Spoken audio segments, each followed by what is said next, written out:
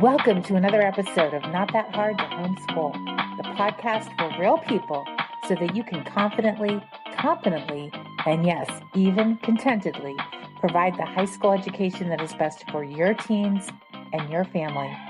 I'm your host, Lisa Neary from NotThatHardToHomeschool.com. Hi, this is Gina, standing in for Lisa with It's Not That Hard to Homeschool to let you know you're listening to part 1 of It's Not Your Mama's Education. Stay tuned for parts 2 and 3. I'm so glad you guys are here. This is a kind of a new workshop. We've always done info meetings in the spring on like how to homeschool high school and middle school and elementary, and we're probably going to do those in the next couple weeks too. But this one is on reimagining education, and this is kind of a smash up of some of the other things that we've done on the fourth industrial revolution and all that kind of stuff. So hopefully this is going to be really helpful to you. I want to tell you about a story. We just got back from Texas, which I love, the Lone Star State. We had so much fun talking to homeschoolers at the great homeschool conventions down there. But we purchased a car a few days before we headed out, and I do not recommend that. Like, we had never taken a long trip in this car, and it was kind of interesting. But the dealership said that they put new windshield wipers on for us because the old ones were a little beat. So we're driving through Houston. Well, we were at Galveston. We were driving up to the Great Homeschool Convention. We're driving through Houston. So think traffic. And we're hit by this massive thunderstorm. And I mean, not a few sprinkles, but torrential downpour kind of thunderstorm. And my husband clicks on the windshield wipers, and the driver's side windshield wiper snaps backwards on the driver's side. So it's completely not going to work. And the rain is so heavy, people literally are slowing down to like 25, 35 miles an hour, and they have their hazard lights on. And we were in the passing lane because we had 3 people in the car. We were headed towards somewhere. So we're all the way over on the far left, and you can't see really anything. So my husband tracks this car in front of us with his red lights, his blinker lights, and we're just following him because we weren't even sure if we could move over. It was that bad of visibility. Finally, we were able to pull off the highway. We make it to a gas station, and my husband sees an HVAC truck, and he follows the guy in the parking lot and asks him if he could get a strip of duct tape to repair the wiper. And the guy says, "Wow, what happened?" And we were telling him like, our windshield wiper died. And he goes, "Well, don't head towards Houston because it's horrible traffic and terrible rain right now." And my husband said, "Yeah, we just came from there." So the guy hands my husband the whole roll. It just says, "Take all of it." And I kind of feel like that sums up, right? Like education right now. We're in this educational stormy weather season, and it's just this torrential downpour. Everybody's trying to figure out how to stay on track, how to stay safe, how to get off the nearest exit, but we're all kind of driving blind. And we finally find a safe place to land, and it's a lot like homeschooling. We finally find more help than we need. So I don't know, it just seemed really applicable to me. Everything I've been reading about education, it's like we're just in free fall in education, both in public education, some private education. States are scrambling. There's so many charter programs that are just popping up, and blended learning programs and private educational online everything. Everybody's trying to get to the nearest exit, but we're kind of driving blind a little bit. So hopefully this presentation will help you get a better idea of what's happening in education and how to focus on what's next for your kids. So if you guys don't know me, my name is Lisa Neary, and I am the director at True North Homeschool Academy. I like to say I have 1 husband, 2 graduate degrees, 5 kids, and a black belt in homeschooling. So I've been married for 38 years, and I have graduate degrees in human development and marriage and family therapy. We have 5 kids. They're now between the ages of 20 and 36, and we have a few grandkids, and our oldest ones are being homeschooled, which I love. I've homeschooled for 30 years. I've written and spoken about home education. I wrote my master's thesis on why parents homeschool. I did a history of my lit review was the history of education in America. And so I've been really in the field of education really since my 20s in alternative education, but I've written and spoken about education and parenting, et cetera, written some curriculum. And in 2018, I started True North Homeschool Academy. We offer 2nd through 12th grade live online classes. And I can tell you a little bit more about that. And I've got a coupon code for you guys at the end as well. So this last year too, we acquired It's Not That Hard to Homeschool and Blue Collar Homeschooling. So check out our Facebook groups and our website at truenorthhomeschool.academy. So today, though, we're going to talk about reimagining education for our kids' future success and a little bit about how online education can prepare them well. So I'm going to start by talking about the future and the fourth industrial revolution in which we find ourselves. Because I didn't really realize we were in the fourth industrial revolution until I was leading career exploration class at True North Homeschool Academy a couple of years ago, and I honestly needed some filler material. And I ran into this idea of the fourth industrial revolution, and it has just sparked my imagination and piqued my interest ever since, because it's changing how we live and work. Our kids are going to live and work in this very unique place that we're not going to, because we probably won't be around. Maybe we will, but there's a lot happening. So the fourth industrial revolution is brought about by technology, and there's 5 emergent economies: AI, artificial intelligence, 3D printing, the precision economy, robotics, and the empath economy. And the empath economy just means anything to do with like mental health care or physical care. So like physical therapists, pastors, mental health providers, those kind of things. Anybody who would touch you in a personal way, because as we become more tech driven, our need for human connection also goes up. Does it make sense to everybody? I mean, it just, we're humans created for human interaction and touch. According to the estimates of 803 companies surveyed by this one specific report, employees anticipate 69 million new jobs are going to be created in the next 5 years, but 83 million are going to be eliminated. That is like a $14 million disparity between a 14 million person disparity between jobs lost and jobs created. And our kids are going to work in that economy, right? So just like every industrial revolution, I mean, think of 1890s to 1910, where the horse and buggy became obsolete and cars became the mode of transportation. All of a sudden, entire industries just disappeared, like Cartwrights. No longer did they need people to make wheels for wagons, right? But tire industry is burgeoned. So we're in that same spot right now. 2020 gave everybody the opportunity, whether they wanted to do it or not, to jump online. Okay, I say all that about the fourth industrial revolution because I want to set the stage for how we're going to educate our kids to prepare them well for this world where there's fewer jobs. They're going to be competing in a global gig economy. That means they're going to be competing for jobs globally.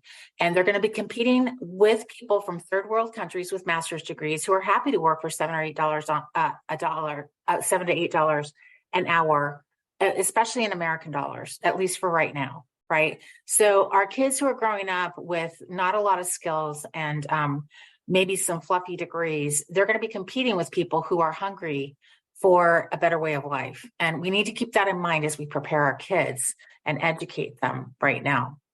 So 2020 gave everybody the opportunity, whether they wanted it or not, to jump online. And many people honestly had a terrible experience. And the teachers were put in no-win situations. The families were put in no-win situations. When part of the kids were sent back to school, it got even crazier. Teachers had to monitor half their calls by screen and half in person. Nobody had the correct book. Many kids lost a lot of academic ground.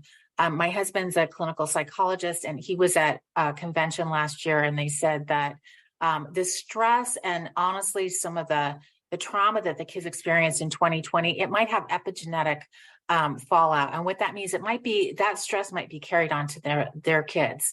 That's how intense it was. And so we're still going to have the effects of that even a couple years later.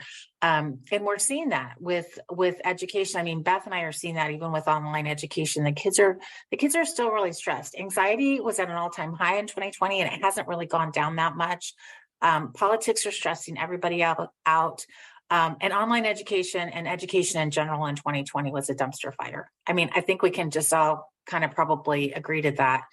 But with that, I want to introduce you to what's called the SAMR hierarchy of online education, which is an acronym that stands for Substitution, Augmentation, Modification, and Reimagining. And I'm going to go more in depth to what all that means. But just know that for now, everybody in 2020 was stuck on the S in the acronym. substitution. So teachers, parents, and students just substituted online education for in-person education. They made no changes because honestly, they didn't have the time or the bandwidth to do so. And everybody was just getting by. There were no accommodations made for the difference in delivery. And I think Beth can attest to this too. She taught online for us last year. Teaching online is a whole different animal than teaching in person, because in person you have that immediate response time and you get to know the people and they're 3D really. And working in one dimension is a really different way to go. And I am going to tie this all into education for your kids' future. So substitution, it basically just means that you replace digital tech for in-person interaction. I think we can all agree, everybody who's been on a Zoom meeting knows that, it's so amazing. Like here we all are from all over the country interacting and engaging online, but it'd be so much more fun to be at a coffee shop, drinking coffee and laughing and telling jokes and getting to know each other in person. But the SAMR model is super important as we think about online education and education overall, because online education is going to be the wave of the future. And your kids are going to be taking online classes. Even if you don't choose to do that in high school, they will probably have a lot of online college classes. One of my son-in-laws, he's actually an auto painter, and he does a lot of his training online. And so you guys have just got to realize that your kids are going to be doing online education probably for the rest of their lives. And this is just going to be one of the things that they do in the world. Okay, so in 2006, Ruben Puente, who's a biologist from Harvard, so think classification, he developed the hierarchy of online ed, and it's called the SAMR model. I just introduced you to the S in the acronym, and the whole thing goes like this.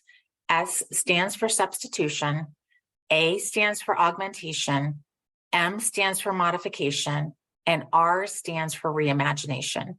So substitution, again, is just replacing digital tech for analog interaction. And there's no functional change at all. So students use a word editor to compose a piece of writing, or they use digital flashcards instead of physical ones. A teacher might replace a digital calendar for a physical one in the classroom. They might use digital mind mapping to brainstorm and store ideas. In other words, digital tech just simply replaces physical products or technology or whatever.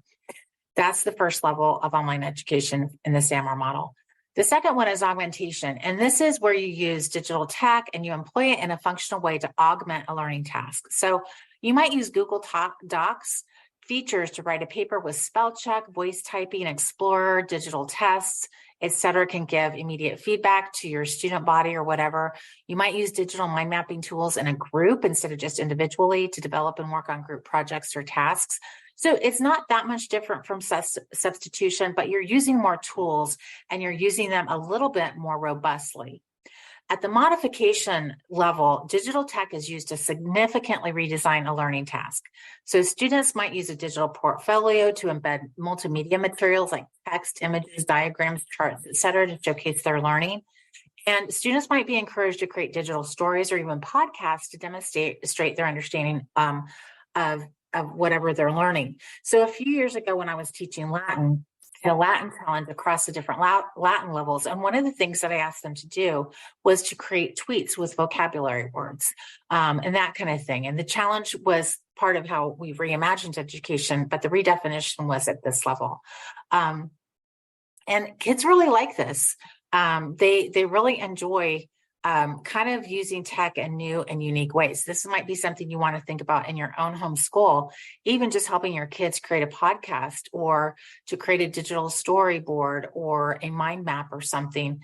Kids are generally, now there's this idea that our kids are digital natives, but in my experience, honestly, kids are not digital natives. I think that's really a misnomer, and it's not helpful to us as we understand our kids.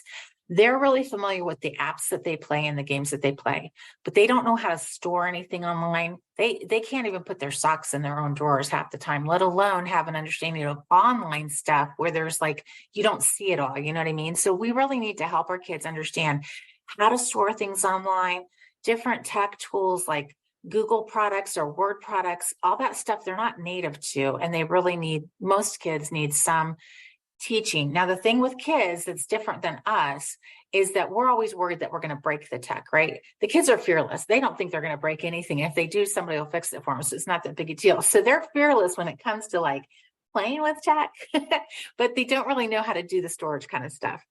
Okay, so at the reimagine or redefinition level, which is the highest level in this hierarchy, the tech is used in transformative ways to create new learning tasks. Like just us meeting in a Zoom meeting, we've redefined how we can meet, right? For an example, our German class at True North, we partner with an English class in Germany. Those kids meet together once a week online and they talk together. Now that would never happen without tech. We're reimagining how their English class and our German class is learning because they're learning from native speakers and it's super cool. And we've even taken that to a different level because it's their German class or their English class in Germany all meets in one classroom. Our students meet around the world. So it's just really super cool. And they're making friends, they're understanding the cultures in a new and interesting way because they're not just reading it from a book, they're talking to other teens. Like, what's their favorite snack? And snacks in Germany are really different than snacks in America. So it's really fun for the kids to just understand people in that way. Another way to reimagine education using the SAMR model, you might create a newsletter in Google Docs and you can add text, photos, etc., and you can all edit it at the same time around the world. We have a couple free products from our dystopian lit and comp, and I think it was Jane Austen. We have stories that the kids worked on and then it was edited by their teacher, and we have those free on the website. So anyway, so I want to look at the hierarchy in terms of the context in which we're living right now. So again, we're in the fourth industrial revolution. The first one was in 1760, and it was all about coal. The second one was in the late 1800s and had to do with gas. The third was in the 1950s and had to do with electronics and nuclear energy. And the fourth began in the 2000s with the internet and renewable energy. And this industrial revolution is going to be a lengthy one. And like all revolutions, it's going to involve a lot of change and societal disruption. So millionaires and billionaires will rise up seemingly overnight with new tech, and entire industries will also become obsolete. So our kids are going to be living and working in a global gig economy. Some of them, maybe most of them, are going to be working at jobs that don't even exist yet because of the rate of tech development, which is, if you guys have been on GPT chat and the AI aspect right there, it's already changing the world of writing and online content creation. I actually use it quite often myself. Now you have to know what good writing is if you're going to use it, but it can speed up so much of what you do and create new ways of thinking about stuff. It's just phenomenal. Our kids are going to be living and working in that world. And again, it's going to be a global gig economy. There's going to be a fast rate of tech development. And everything I've read is that this is not going to be like a 20 to 40 to 50 year long industrial revolution. We are just going to be in a cycle of disruption. Okay, so your kids, their anxiety levels, one of the things we really need to talk to them is how they're going to manage their anxiety, because they're going to live in this world of disruption. And the normal is just going to be continually redefined. So we need to tell them like simple ways of managing their anxiety, like even just making circles in the palm of their hand, or deep breathing, or drinking water. All those health things like getting green therapy and going outside and taking walks and having a pet that you play with. All those important things are going to be so helpful to them during this time of disruption. Because again, these are their formative years, their critical years. So how do we best prepare our kids for this world that's coming up? Well, again, they need to have incredible soft skills, particularly the core four, or the 4 C's of education is what it's called in the educational community: creativity, collaboration, communication, and critical thinking. They need to be able to hold their own against internationals who will work for less and are multilingual. So if you're talking to somebody from Europe, they might know 2 to 3 languages. And in fact, one of the issues that we're having with this amazing German class that we connect with, this English class in Germany, is that they are all fluent in English already. Like they're not struggling like our kids. Like they're just like, hey guys, how are you? So they're already multilingual. So the best way to prepare our kids for what's ahead, when we're not really sure what is ahead, is to look at different ways of education, and online education is one of the great tools that you guys can utilize. Now, we homeschooled for 30 years. We homeschooled before there were even co-ops, let alone online anything. And you can absolutely homeschool with very inexpensively, with very few resources and all that kind of thing. And I'm not saying that you have to do this, but I would say for sure, you all want to outsource at least one class to another teacher who will be a tough teacher in your kid's life. Because once they hit adulthood, they're going to have tough teachers, and that's called life. That's not going to care if their dog ate their homework. And helping them have an outsourced teacher in high school helps them realize some of the things, like being accountable to somebody besides mom, because the deal is, moms, we're really kind of easy on our kids.